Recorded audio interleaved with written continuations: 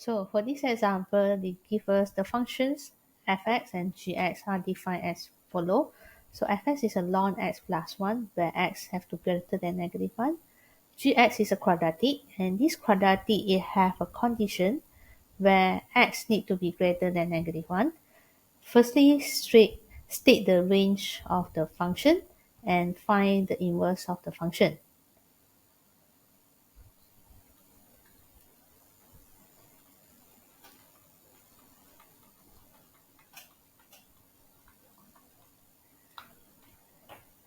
So for this function, as we can see log, domain of the log, apa yang log bawa mesti besar daripada kosong, x besar daripada negative 1. So actually, we do this to double check this is additional condition from the questions.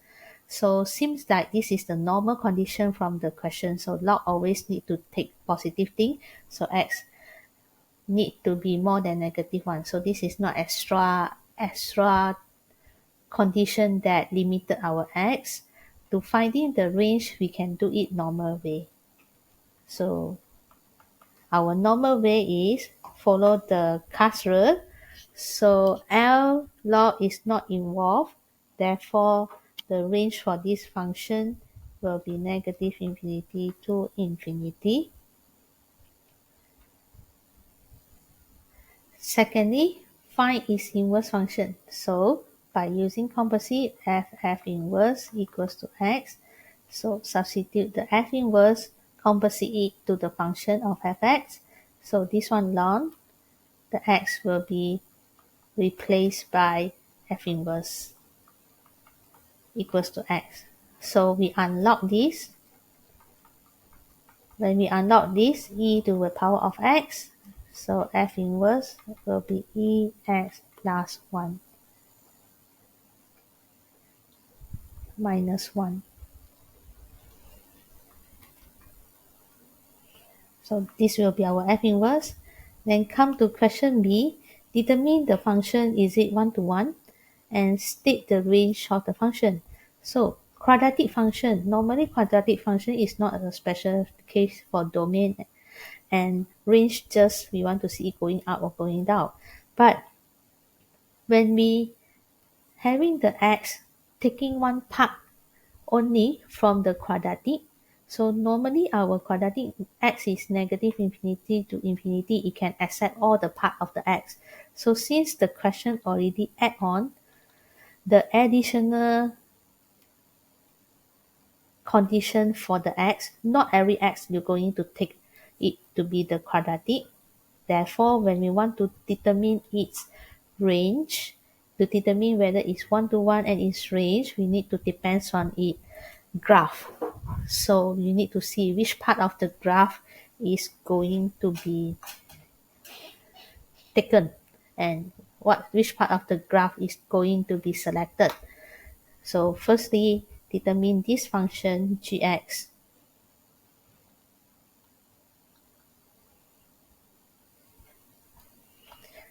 So when we having a condition come from the question, we cannot use algebraic anymore because algebraic method is calculate for generally.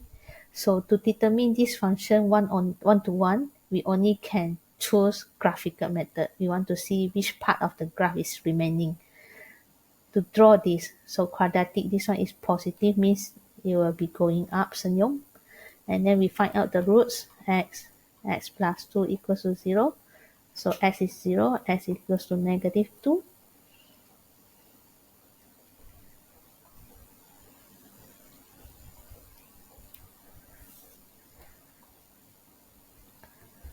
So y-axis, this is 0, this is negative 2. And then you can notice that it is taking from x negative 1.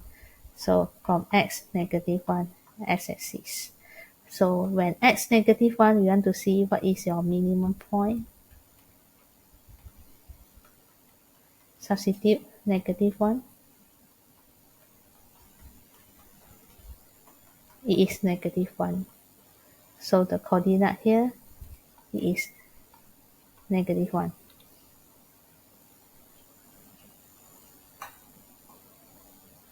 So look at this situation, and we start right off the part that they don't want.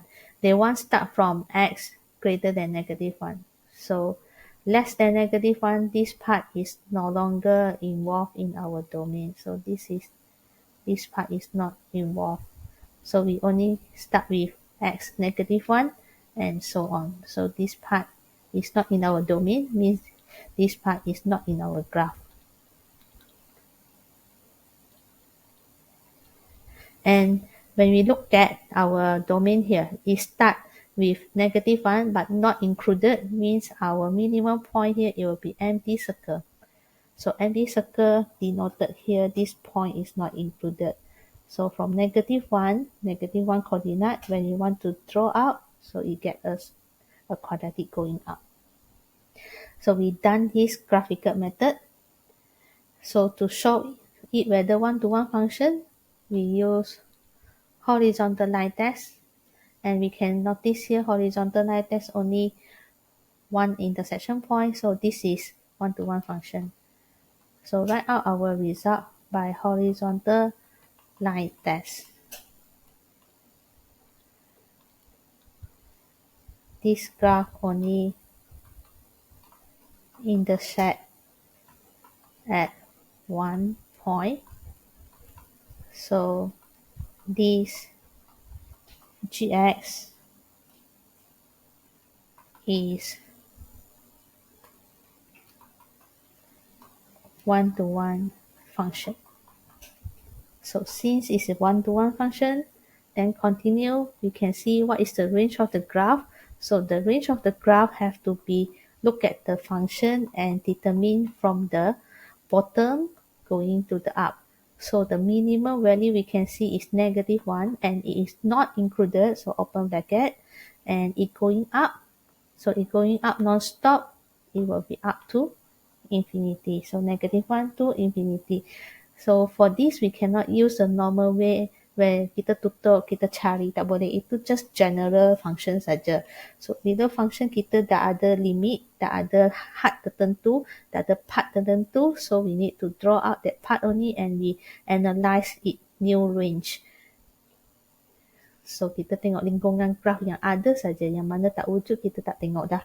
So kita kena keluarkan. Then for the question C, after we determine this one-to-one and range, find the composite function f(gx).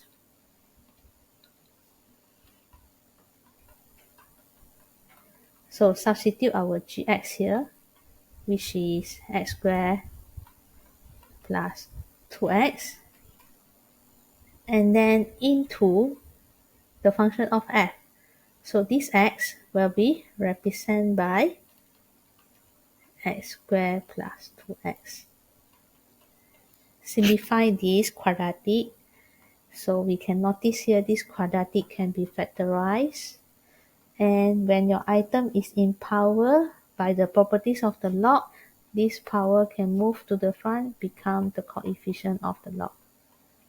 So this is the simplest form of our f(gx).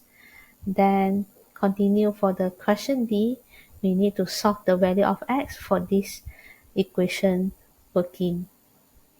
So first of all, we can see function of gx going to composite with the f inverse. So f inverse we already have, which means that this we can proceed to calculate. So for question of G, f inverse gx supposed to get e power of 3 -1.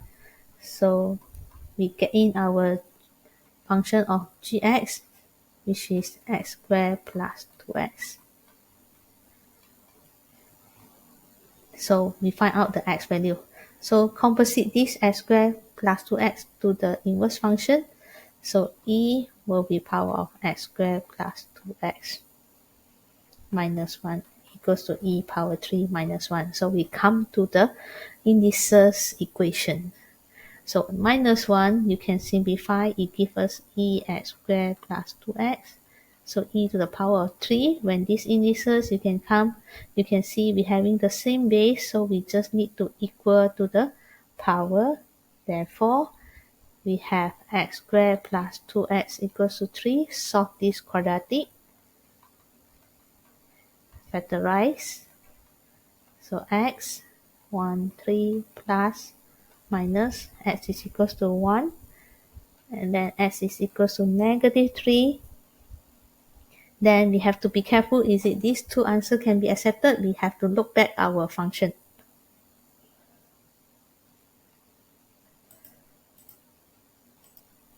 So look back our function here, where the first one, when we substitute our gx, okay, this function involves gx. So gx, the condition of gx is x only can greater than 1. So since x only can greater than 1,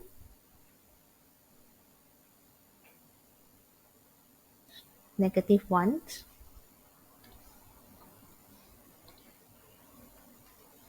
and then we see, is it we have any condition for the second function, which is f inverse. F inverse, we don't have any special condition here, so we only have one condition from the gx.